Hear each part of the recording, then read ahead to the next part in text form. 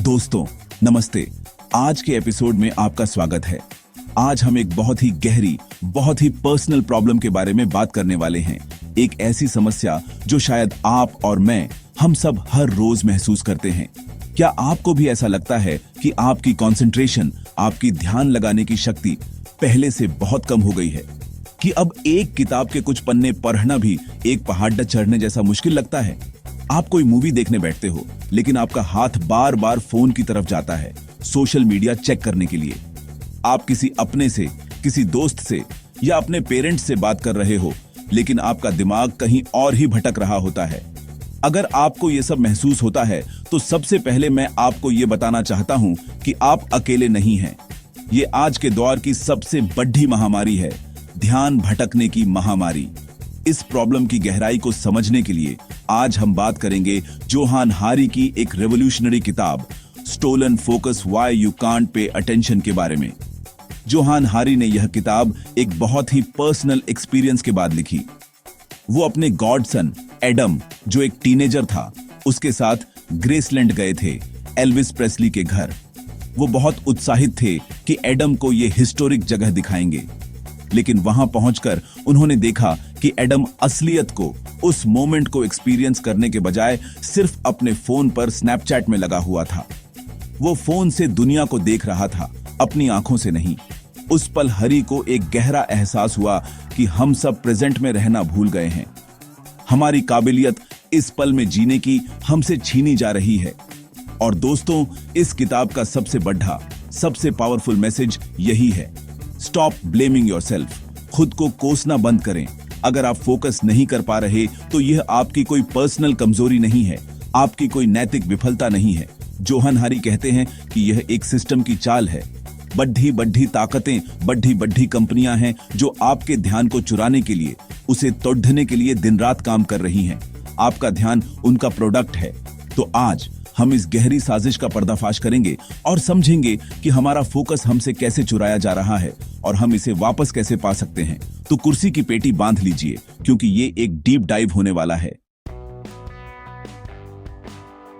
दोस्तों, चलिए पहले और सबसे बड़े कारण की बात करते हैं, हमारी जिंदगी की रफ्तार। आज हम एक ऐसी दुनिया में जी रहे हैं जो इंफॉर्मेशन से भरी हुई है। हर तरफ से हम पर जानकारी की बमबारी हो रही है। सुबह उठते ही WhatsApp messages, Instagram notifications, emails, breaking news, ये एक कभी ना खत्म होने वाला सैलाब है। जोहान हारी बताते हैं कि हमारा दिमाग इस तरह की इंफॉर्मेशन ओवरलोड के लिए बना ही नहीं है। हमारे पूर्वजों की दुनिया बहुत धीमी थी, बहुत सरल थी। उनका ध्यान कुछ ही जरूरी चीजों पर होता था: खाना, खतरा और उनका कबीला। लेकिन आज हमारा दिमाग एक साथ दर्जनों चीजों को संभालने की कोशिश कर रहा है। इस रफ्तार ने हमें एक आदत डाल दी है जिसे कहते हैं टास्क स्विचिंग। हमें लगता है कि हम मल्टीटास्किंग कर रहे हैं, कि हम एक साथ कई काम करके ज्यादा प्रोडक्टिव बन रहे हैं। लेकिन साइंस कहती है कि यह एक बहुत बड़ा धोखा है। जब आप एक काम से दूसरे काम पर स्विच करते हैं, जैसे ईमेल लिखते लिखते अचानक व्हाट्सएप चेक करना, तो आपका दिमाग पूरी तरह से स्विच नहीं होता। इसे स्विच कॉस्ट इफेक्ट कहते हैं। आपके ध्यान का एक हिस्सा पिछले टास्क पर ही अटका रह जाता है। हर बार जब आप स्विच करते हैं, तो आप अपनी मानसिक ऊर्जा का, अपनी फोकस की शक्ति का एक छोटा सा हिस्सा खो देते हैं।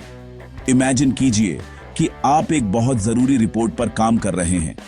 आप पूरे फ्लो में हैं। तभी फोन पर एक नोटिफिकेशन आता है। आप बस एक सेकंड के लिए उसे देखते हैं। वो आपके किसी दोस्त का मीम है। आप वापस काम पर आते हैं, लेकिन अब वो फ्लो टूट चुका है। आपको वापस उस डीप फोकस की स्टेट में जाने में 15 से 20 मिनट लग सकते हैं। अब सोचिए, दिन में आप ऐसा कितनी बार करते हैं? दर्जनों बार, सैकड़ों बार। हर स्विच के साथ हम अपने दिमाग को थका रहे हैं, उसे और ज्यादा कंफ्यूज कर रहे हैं और अपनी गहरी सोच की क्षमता को धीरे धीरे खत्म कर रहे हैं। जोहान हारी ने अपनी रिसर्च में पाया कि ऑफिस में काम करने वाला एक औसत इंसान हर 3 मिनट में इंटरप्ट होता है। हर 3 मिनट में। इस माहौल में कोई इंसान गहरा काम, कोई क्रिएटिव काम कैसे कर सकता है? यह ऐसा है जैसे आप एक गहरी नींद में जाने की कोशिश कर रहे हैं और हर 3 मिनट में कोई आपको आकर जगा देता है। नतीजा, आप कभी भी उस गहरी रिस्टोरेटिव नींद का अनुभव नहीं कर पाएंगे। ठीक उसी तरह इस कांस्टेंट स्विचिंग की वजह से हम कभी भी डीप फोकस की स्टेट तक पहुंच ही नहीं पाते। यह हमारी प्रोडक्टिविटी को ही नहीं बल्कि हमारी मानसिक शांति को भी खत्म कर रहा है। दोस्तों, क्या आपने कभी ऐसा महसूस किया है कि आप किसी काम में इतने डूब गए कि आपको समय का पता ही नहीं चला? आपको भूख प्यास का भी एहसास नहीं हुआ। आप और आपका काम बस एक हो गए थे। इसी जादुई अवस्था को साइकोलॉजिस्ट मिहाई चिक्सेंटमिहाई ने फ्लो स्टेट का नाम दिया है। यह वो पल होते हैं जब आप अपनी क्षमताओं का चरम इस्तेमाल कर रहे होते हैं। चाहे आप एक आर्टिस्ट हों जो पेंटिंग बना रहा है, एक प्रोग्रामर जो कोड लिख रहा है, एक सर्जन जो ऑपरेशन कर रहा है, या बस कोई स्टूडेंट जो किसी मुश्किल सवाल को हल कर रहा है। फ्लो स्टेट हमारी प्रोडक्टिविटी और क्रिएटिविटी का शिखर है। रिसर्च बताती है कि फ्लो स्टेट सिर्फ काम के लिए ही नहीं बल्कि हमारी खुशी के लिए भी बहुत जरूरी है। जिन लोगों को अपनी जिंदगी में ज्यादा फ्लो एक्सपीरियंस होता है वो ज्यादा खुश, ज्यादा संतुष्ट और ज्यादा मीनिंगफुल लाइफ जीते हैं, क्योंकि फ्लो में हमारा ईगो, हमारा अहंकार पीछे हट जाता है। हम अपनी चिंताओं को, अपनी असुरक्षाओं को भूल जाते हैं। हम बस उस पल में, उस काम में पूरी तरह से मौजूद होते हैं। यह एक तरह का मेडिटेशन है, एक तरह की समाधि है। यह वो अवस्था है जिसके लिए हमारा दिमाग तरसता है। लेकिन अब आप खुद सोचिए, आज की इस डिस्ट्रैक्शन से भरी दुनिया में हम कितनी बार फ्लो स्टेट तक पहुंच पाते हैं। जैसा कि हमने पिछले चैप्टर में बात की, फ्लो में जाने के लिए आपको कम से कम 15 से 20 मिनट का अनइंटरप्टेड गहरा फोकस चाहिए। लेकिन हमारा माहौल हमें हर 3 मिनट में टोकता है। वो नोटिफिकेशंस, वो ईमेल्स, वो सोशल मीडिया का बुलावा, ये सब फ्लो के सबसे बड़े दुश्मन हैं। ये ऐसी छोटी छोटी तलवारें हैं जो हमारे ध्यान के धागे को इससे पहले कि वो मजबूत हो काट देती हैं। जोहान हारी इसे फ्लो की हत्या कहते हैं। हम एक ऐसी संस्कृति बना चुके हैं जो लगातार हमें उथले कामों की तरफ धकेलती है।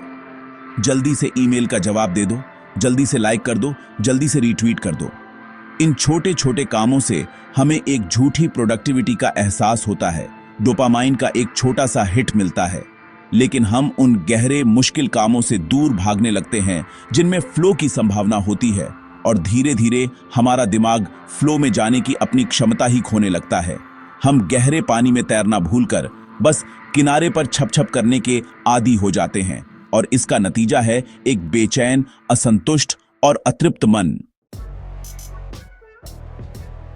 दोस्तों, हम फोकस की बात कर रहे हैं, लेकिन क्या हमने कभी सोचा है कि फोकस का सबसे बड़ा फ्यूल क्या है? वो है आराम।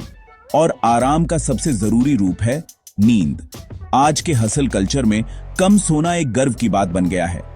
लोग बताते हैं कि वो बस 4-5 घंटे सोते हैं और बाकी समय काम करते हैं, लेकिन साइंस इसे बेवकूफी मानती है।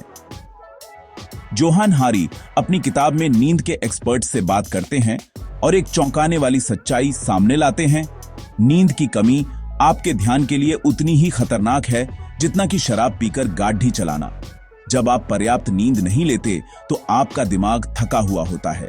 ये सिर्फ एक एहसास नहीं है, ये एक फिजिकल रियलिटी है।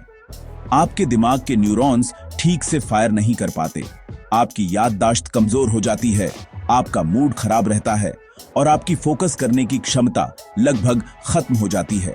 मैथ्यू वॉकर, जो एक प्रसिद्ध नींद वैज्ञानिक हैं, कहते हैं कि एक रात की खराब नींद के बाद भी आपकी लर्निंग कैपेसिटी 40% तक कम हो सकती है। अब सोचिए, अगर आप हफ्तों या महीनों से नींद पूरी नहीं कर रहे हैं तो आपका दिमाग किस हाल में होगा। एक और खतरनाक चीज होती है जिसे कहते हैं लोकल स्लीप। इसका मतलब है कि जब आप जगे हुए होते हैं तब भी आपके दिमाग के कुछ हिस्से सो जाते हैं, कुछ सेकंड्स के लिए ऑफलाइन हो जाते हैं। आपने शायद यह अनुभव किया होगा। आप कुछ PRH रहे हैं और अचानक आपको एहसास होता है कि आपने पिछले 2 पैराग्राफ पढ़े तो हैं, पर आपको कुछ समझ नहीं आया। वो इसलिए क्योंकि उस वक्त आपके दिमाग का वो हिस्सा जो समझने का काम करता है वो सो गया था। यह बहुत खतरनाक हो सकता है। खासकर अगर आप गाड़ी चला रहे हो या कोई मशीन ऑपरेट कर रहे हो। हमारी मॉडर्न लाइफस्टाइल नींद की सबसे बड़ी दुश्मन है। काम का स्ट्रेस, देर रात तक स्क्रीन देखना, जिसकी नीली रोशनी हमारे स्लीप हार्मोन मेलाटोनिन को दबा देती है, और यह सोच कि आराम करना आलस है, इन सब ने मिलकर हमारी नींद चुरा ली है। जोहान हारी हमें याद दिलाते हैं कि आराम करना, सोना या कुछ न करना यह समय की बर्बादी नहीं है, यह फोकस को रिचार्ज करने का सबसे जरूरी काम है। जैसे एक एथलीट को अपनी मसल्स को रिकवर करने के लिए रेस्ट चाहिए, वैसे ही हमारे दिमाग को फोकस करने के लिए नींद और आराम की सख्त जरूरत है। बिना आराम के फोकस की उम्मीद करना वैसा ही है जैसे बिना पेट्रोल के गाड़ी चलाने की कोशिश करना। दोस्तों, अब एक सवाल पूछता हूं, आखिरी बार आपने एक पूरी किताब बिना किसी डिस्ट्रैक्शन के कब पढ़ी थी? एक ऐसी किताब जिसमें आप पूरी तरह खो गए थे, शायद आपको याद करने में भी मुश्किल हो। जोहान हारी कहते हैं कि यह कोई इत्तेफाक नहीं है, हमारी पढ़ने की आदत बदल नहीं रही है, वो खत्म हो रही है, और इसका सीधा असर हमारे फोकस पर PDDH रहा है। हम पढ़ने की एक खास कला खो रहे हैं जिसे डीप रीडिंग कहते हैं। डीप रीडिंग का मतलब सिर्फ शब्दों को देखना नहीं है, बल्कि एक लेखक के विचारों की दुनिया में उतरना, एक कहानी के किरदारों को महसूस करना और जटिल आइडियाज पर गहराई से सोचना है। यह एक लीनियर, शांत और फोकस्ड प्रक्रिया है। जब आप एक किताब पढ़ते हैं तो आप एक ही नैरेटिव को, एक ही विचार को घंटों तक फॉलो करते हैं। यह आपके दिमाग के लिए एक तरह की फोकस की ट्रेनिंग है। यह आपके अटेंशन मसल्स को मजबूत बनाता है। लेकिन आज हम कैसे पढ़ते हैं? हम स्क्रीन्स पर पढ़ते हैं। हम एक आर्टिकल पढ़ना शुरू करते हैं, बीच में एक हाइपरलिंक पर क्लिक करके कहीं और पहुंच जाते हैं, फिर एक ऐड देखकर कुछ और सोचने लगते हैं, और फिर एक नोटिफिकेशन आकर हमारा ध्यान पूरी तरह भटका देता है। इसे स्क्रीन रीडिंग कहते हैं, और यह डीप रीडिंग का ठीक उल्टा है।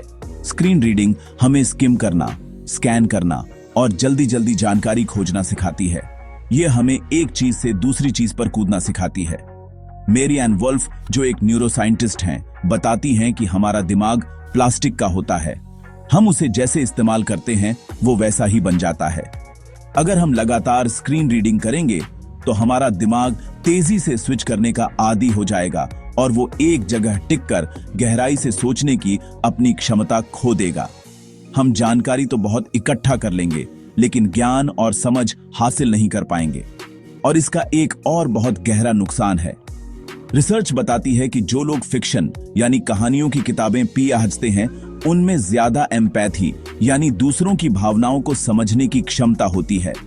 जब आप एक कहानी पढ़ते हैं तो आप किसी और के नजरिए से दुनिया को देखते हैं, आप उसके सुख दुख को महसूस करते हैं। यह आपको एक बेहतर इंसान बनाता है। लेकिन जब हम डीप रीडिंग की आदत खो देते हैं तो हम सिर्फ अपना फोकस ही नहीं, बल्कि दूसरों से जुड़ने की अपनी क्षमता भी खोने लगते हैं। हम ज्यादा आत्म केंद्रित और कम सहानुभूति वाले बन जाते हैं। दोस्तों, क्या आपको बोरियत से डर लगता है? जैसे ही आपके पास 2 मिनट का खाली समय होता है, बस स्टॉप पर, लिफ्ट में या कॉफी बनने का इंतजार करते हुए, क्या आपका हाथ अपने आप फोन की तरफ चला जाता है? हमने बोरियत को एक दुश्मन मान लिया है, एक ऐसी अवस्था जिससे हर हाल में बचना है। हमारे पास हर खाली पल को भरने के लिए पॉडकास्ट है, सोशल मीडिया है, गेम्स हैं, लेकिन जोहान हारी हमें बताते हैं कि बोरियत को खत्म करके हम अनजाने में अपनी क्रिएटिविटी और प्रॉब्लम सॉल्विंग की क्षमता का गला घोंट रहे हैं। न्यूरोसाइंस की एक बहुत ही फैसिनेटिंग फील्ड है जो माइंड वॉन्डरिंग यानी मन के भटकने को स्टडी करती है। जब हम कोई बाहरी काम नहीं कर रहे होते, जब हम बोर हो रहे होते हैं, तब हमारा दिमाग एक स्पेशल मोड में चला जाता है जिसे डिफॉल्ट मोड नेटवर्क कहते हैं। इस मोड में हमारा दिमाग शांत नहीं होता, बल्कि वो बहुत एक्टिव हो जाता है। वो हमारी पुरानी यादों को, हमारे भविष्य के प्लान्स को और अलग अलग आइडियाज को आपस में जोड़ना शुरू कर देता है। यही वो प्रक्रिया है जिससे हमें नए नए आइडियाज आते हैं, हमारी समस्याओं के क्रिएटिव समाधान मिलते हैं। आपने सुना होगा कि कई महान वैज्ञानिकों और कलाकारों को उनके सबसे बेहतरीन आइडियाज तब आए जब वो कुछ नहीं कर रहे थे, नहाते हुए, टहलते हुए या बस लेटे हुए। आर्किमिडीज को यूरेका का पल बाथटब में मिला था, न्यूटन को सेब गिरते देखते हुए। यह इसलिए क्योंकि उन्होंने अपने दिमाग को भटकने का, कनेक्शन बनाने का समय दिया। माइंड वॉन्डरिंग हमारे दिमाग का सेल्फ केयर सिस्टम है। यह हमें अपने बारे में सोचने, अपनी जिंदगी को समझने और भविष्य के लिए प्लान बनाने में मदद करता है। लेकिन आज हमने अपने दिमाग से यह कीमती समय छीन लिया है। हर खाली पल को हम डिजिटल इनपुट से भर देते हैं। हम अपने दिमाग को कभी भी अकेला नहीं छोड़ देते, उसे भटकने का मौका ही नहीं देते।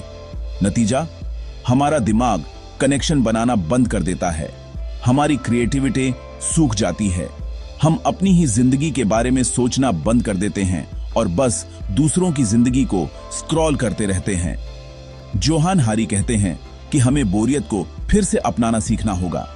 हमें जानबूझकर ऐसे पल बनाने होंगे जब हम कुछ न करें, बस अपने विचारों के साथ बैठें, फोन को दूर रखें और बस खिड़की से बाहर देखें, टहलने जाएं और अपने दिमाग को आवारा घूमने दें। यही वो खालीपन है जिसमें सबसे खूबसूरत विचार जन्म लेते हैं। दोस्तों, अब हम इस साजिश के केंद्र में आते हैं।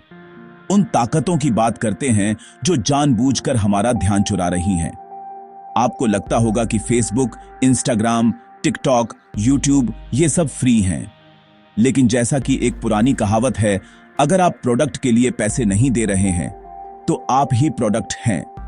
जोहान हारी इस बिजनेस मॉडल को सर्विलांस कैपिटलिज्म का नाम देते हैं। इन कंपनियों का असली प्रोडक्ट आप या मैं नहीं, बल्कि हमारा ध्यान है, हमारा अटेंशन है। ये एप्स और वेबसाइट्स इस तरह से डिजाइन की गई हैं कि वो हमें ज्यादा से ज्यादा देर तक अपने प्लेटफॉर्म पर रोक कर रख सके, क्योंकि हम जितनी देर वहां रुकेंगे वो हमें उतने ज्यादा विज्ञापन दिखा पाएंगे और उतना ज्यादा पैसा कमाएंगे। इसके लिए वो हमारी हर एक हरकत को ट्रैक करते हैं। आप किस पोस्ट पर रुके, आपने क्या लाइक किया, आपने क्या शेयर किया, आपने कितनी देर तक कौन सा वीडियो देखा, हर एक डेटा पॉइंट को इकट्ठा किया जाता है। इस डेटा का इस्तेमाल करके वो आपके बारे में एक डिटेल्ड प्रोफाइल बनाते हैं।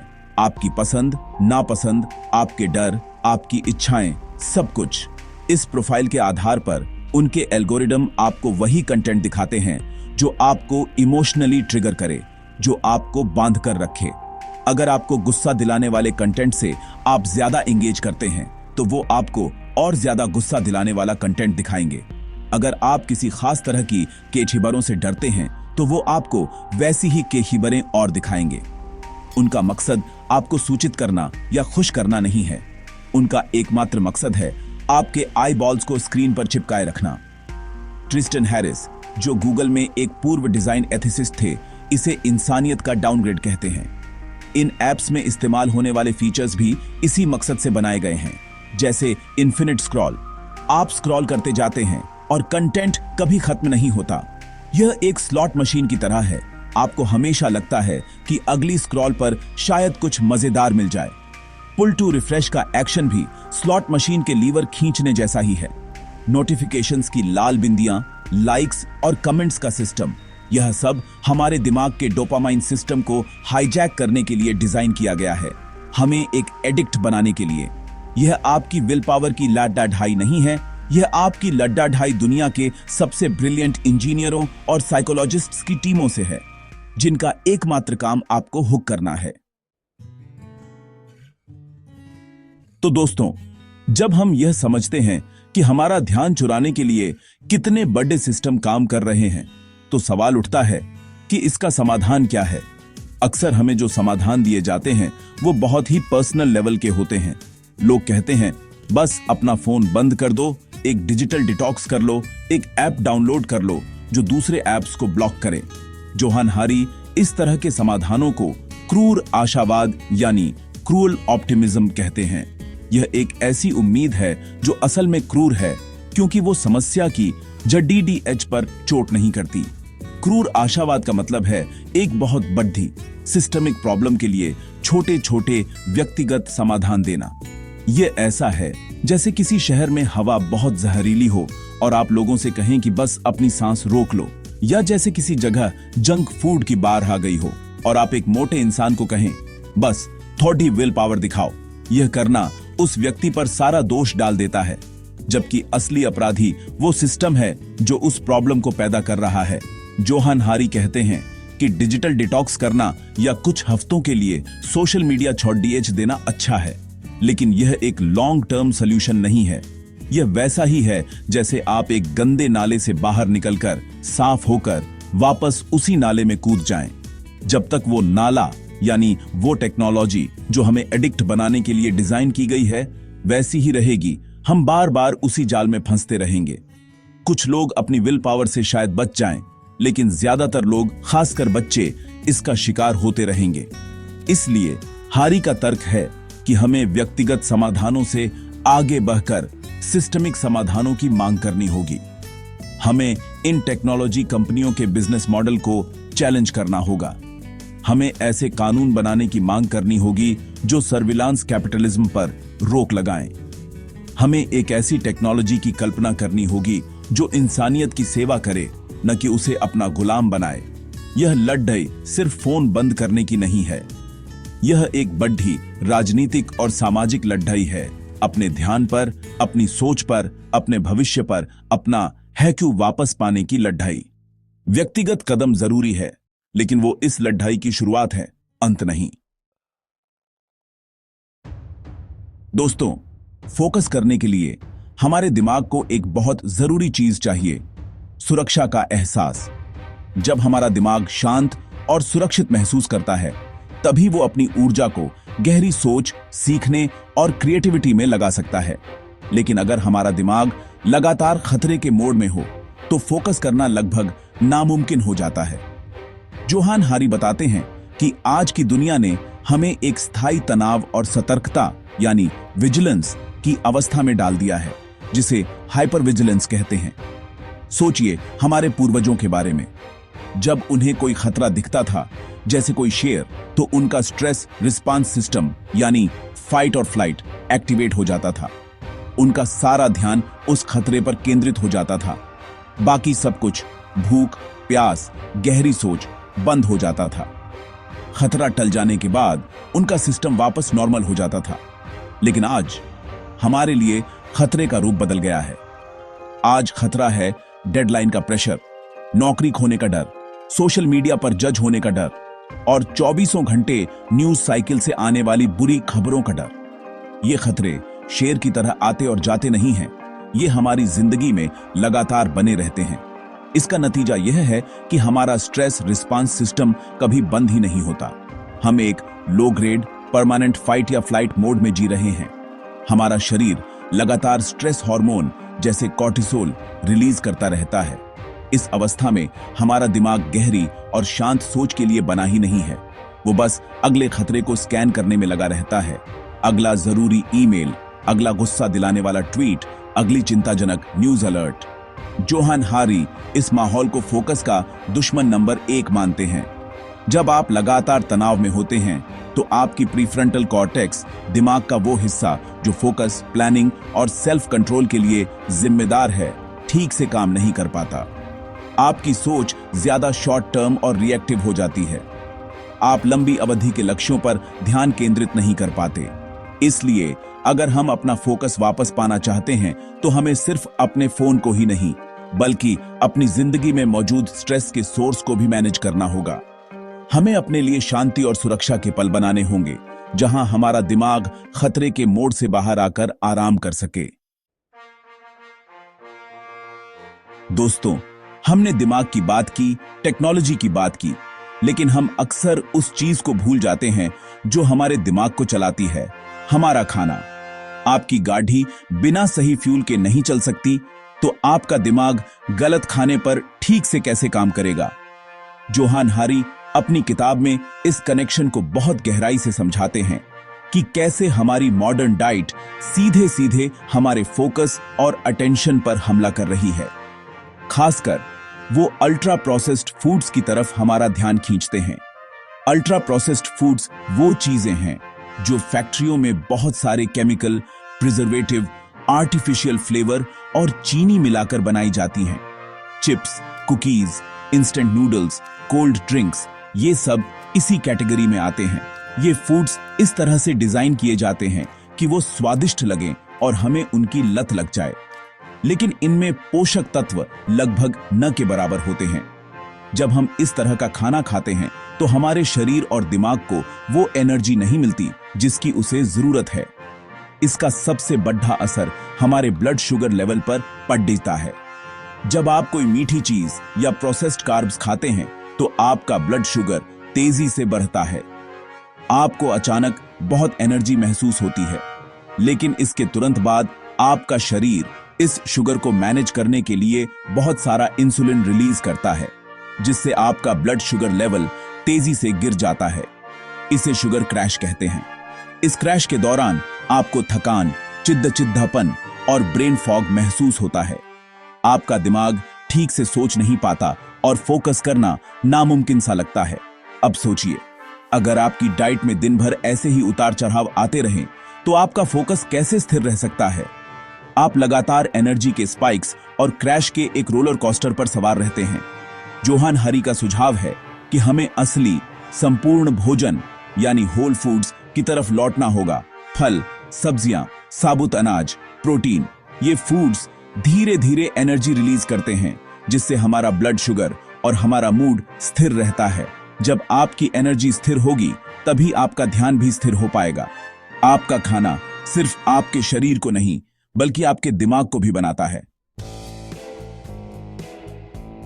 दोस्तों, जब हम फोकस की कमी के कारणों के बारे में सोचते हैं तो शायद हमारे दिमाग में प्रदूषण का ख्याल सबसे आखिर में आता है, या शायद आता ही नहीं। लेकिन जोहान हारी अपनी किताब में कुछ चौंकाने वाली रिसर्च सामने रखते हैं जो दिखाती है कि जिस हवा में हम सांस ले रहे हैं वो भी हमारा ध्यान चुरा रही है। यह एक अदृश्य हमलावर है जो चुपचाप हमारे दिमाग को नुकसान पहुंचा रहा है। हम अक्सर प्रदूषण को फेफड़ों या दिल की बीमारियों से जोड़ देते हैं, लेकिन इसका असर हमारे दिमाग पर भी बहुत गहरा होता है। रिसर्चर्स ने पाया है कि वायु प्रदूषण में मौजूद छोटे छोटे कण, जिन्हें PM2.5 पार्टिकल्स कहते हैं, इतने छोटे होते हैं कि वो सांस के जरिए हमारे खून में और फिर हमारे दिमाग तक पहुंच सकते हैं। एक बार जब ये कण दिमाग में पहुंच जाते हैं तो वो वहां सूजन पैदा करते हैं। ये सूजन दिमाग के न्यूरॉन्स को डैमेज करती है और उनके बीच के कनेक्शन को कमजोर करती है। ये ठीक वैसा ही है जैसे आपके दिमाग के तारों में धीरे धीरे जंग लग रहा हो। इसके नतीजे बहुत गंभीर हो सकते हैं। कई स्टडीज ने वायु प्रदूषण के उच्च स्तर और बच्चों तथा बड्ढों में घटी हुई याददाश्त, कम IQ और ध्यान केंद्रित करने में बढ़ती मुश्किलों के बीच एक सीधा संबंध दिखाया है। एक स्टडी में पाया गया कि जिन स्कूलों के पास ट्रैफिक का घनत्व ज्यादा था, वहां के बच्चों ने उन स्कूलों के बच्चों की तुलना में टेस्ट में बुरा प्रदर्शन किया जो साफ हवा वाले इलाकों में थे। यह कोई छोटी मोटी बात नहीं है, यह हमारे बच्चों की मानसिक क्षमताओं पर एक सीधा हमला है। यह हमें यह सोचने पर मजबूर करता है कि ध्यान की समस्या सिर्फ एक व्यक्तिगत या मनोवैज्ञानिक समस्या नहीं है, यह एक पर्यावरणीय समस्या भी है। हम डिजिटल डिटॉक्स कर सकते हैं, अपनी डाइट सुधार सकते हैं, लेकिन अगर हम हर रोज जहरीली हवा में सांस ले रहे हैं तो हम यह लड़ाई पूरी तरह से नहीं जीत सकते। यह हमें याद दिलाता है कि हमारा मानसिक स्वास्थ्य हमारे आसपास के वातावरण से कितनी गहराई से जुड़ा हुआ है। अपने ध्यान को बचाने की लड़ाई साफ हवा और एक स्वस्थ ग्रह को बचाने की लड़ाई से अलग नहीं है। दोस्तों, पिछले कुछ दशकों में हमने बच्चों में ADHD यानी attention deficit hyper activity disorder के डायग्नोसिस में एक विस्फोटक वृद्धि देखी है। आज बहुत से बच्चों को यह लेबल दिया जा रहा है कि वो फोकस नहीं कर सकते, वो एक जगह टिक कर नहीं बैठ सकते। जोहान हारी इस मुद्दे को बहुत संवेदनशीलता से उठाते हैं। वो यह नहीं कहते कि ADHD असली नहीं है, यह एक वास्तविक और गंभीर न्यूरोलॉजिकल कंडीशन है, लेकिन वो यह सवाल जरूर पूछते हैं, क्या सच में इतने सारे बच्चों के दिमाग में अचानक कोई खराबी आ गई है, या कहीं हमारा माहौल ही ऐसा तो नहीं हो गया है जो बच्चों में ADHD जैसे लक्षण पैदा कर रहा है। हरी कई एक्सपर्ट्स से बात करते हैं जो मानते हैं कि हम अक्सर समस्या को बच्चे के दिमाग में खोजते हैं। जबकि हमें उसके आसपास के माहौल को देखना चाहिए।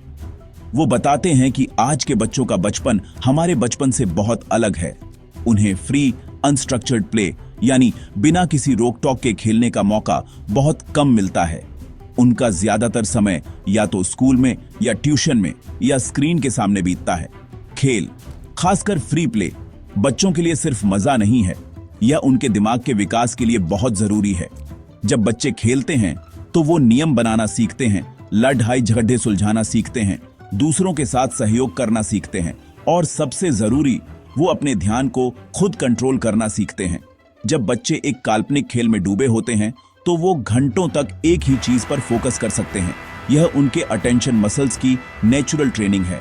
लेकिन जब हम उनसे यह मौका छीन लेते हैं और उन्हें एक ऐसी क्लासरूम में बिठा देते हैं जहां उन्हें घंटों तक चुपचाप बैठकर उन चीजों को सुनना पड़ता है जो शायद उन्हें बोरिंग लगती हैं, तो उनका बेचैन होना स्वाभाविक है। हारी का तर्क है कि हम बच्चों से एक ऐसे माहौल में फोकस करने की उम्मीद कर रहे हैं जो उनके प्राकृतिक विकास के खिलाफ है, और जब वो ऐसा नहीं कर पाते तो हम उन्हें एक डिसऑर्डर का लेबल दे देते हैं और उन्हें दवाइयां देते हैं।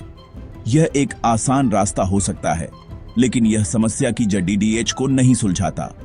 हमें यह पूछना होगा कि क्या हम बच्चों को एक ऐसा बचपन दे रहे हैं जो उनके दिमाग को स्वाभाविक रूप से फोकस करना सिखाए।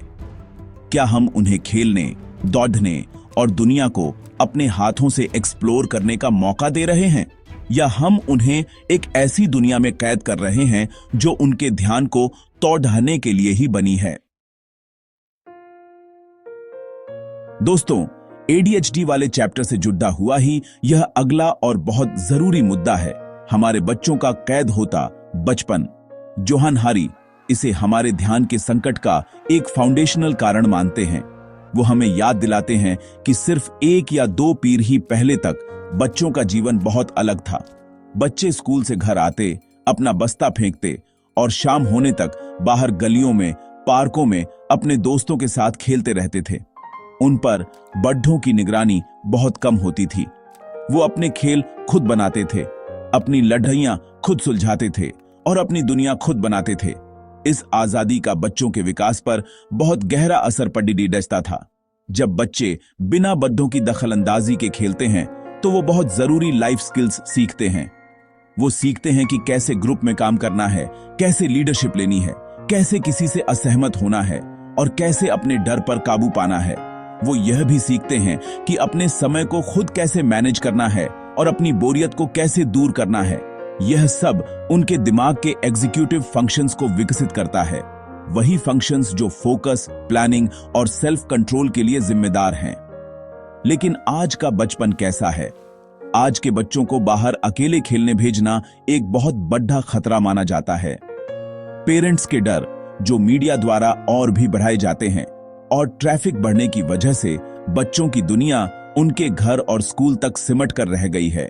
उनका खाली समय अब फ्री प्ले से नहीं बल्कि ऑर्गेनाइज्ड एक्टिविटीज से भरा होता है।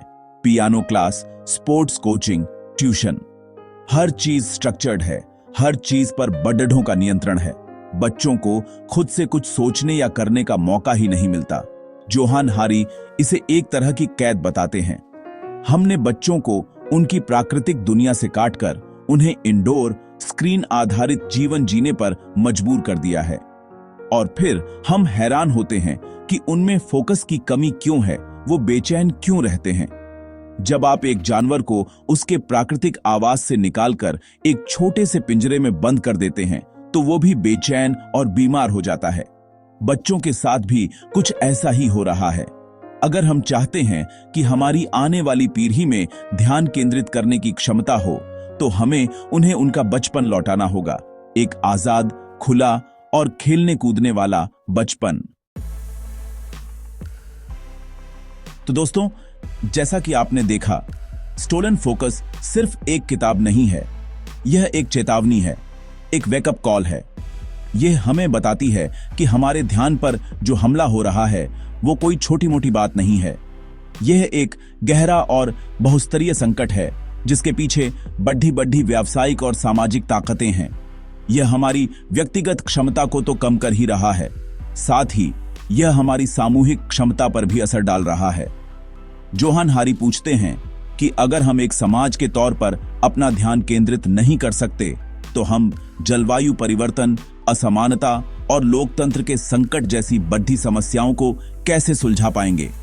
एक समाज जो गहराई से सोच नहीं सकता, वो अपने भविष्य को कैसे सुरक्षित कर सकता है। यह किताब हमें निराशा में नहीं छोड़ जाती, बल्कि हमें एक्शन के लिए प्रेरित करती है। और इसका सबसे शक्तिशाली संदेश मैं फिर से दोहराना चाहूंगा, यह आपकी गलती नहीं है। अगर आप फोकस नहीं कर पा रहे हैं तो खुद को दोष देना बंद कीजिए। आप एक ऐसी व्यवस्था के खिलाफ लड़ीडीडीएच रहे हैं जो आपको विफल करने के लिए ही बनी है। लेकिन, और यह बहुत जरूरी है, अब जिम्मेदारी आपकी है। अब जब आप इस साजिश के बारे में जान गए हैं तो चुप बैठना एक विकल्प नहीं है। हमें व्यक्तिगत और सामूहिक दोनों स्तरों पर लड़ना होगा। तो आज से ही छोटे छोटे कदम उठाइए। अपने फोन से नोटिफिकेशंस बंद कीजिए। हर रोज कुछ देर के लिए डीप रीडिंग का अभ्यास कीजिए। अपने दिमाग को भटकने का, बोर होने का समय दीजिए। अपने बच्चों को बाहर खेलने के लिए प्रोत्साहित कीजिए। और सबसे जरूरी, इस बारे में बात कीजिए अपने दोस्तों से, अपने परिवार से, अपने सहकर्मियों से। एक जागरूकता पैदा कीजिए, क्योंकि यह सिर्फ आपके ध्यान की लड़ाई नहीं है, यह हमारी इंसानियत, हमारी क्रिएटिविटी और हमारी आजादी को वापस पाने की लड़ाई है। अपनी खोई हुई जिंदगी को वापस पाने का सफर आज से, अभी से शुरू होता है। धन्यवाद। जय हिंद।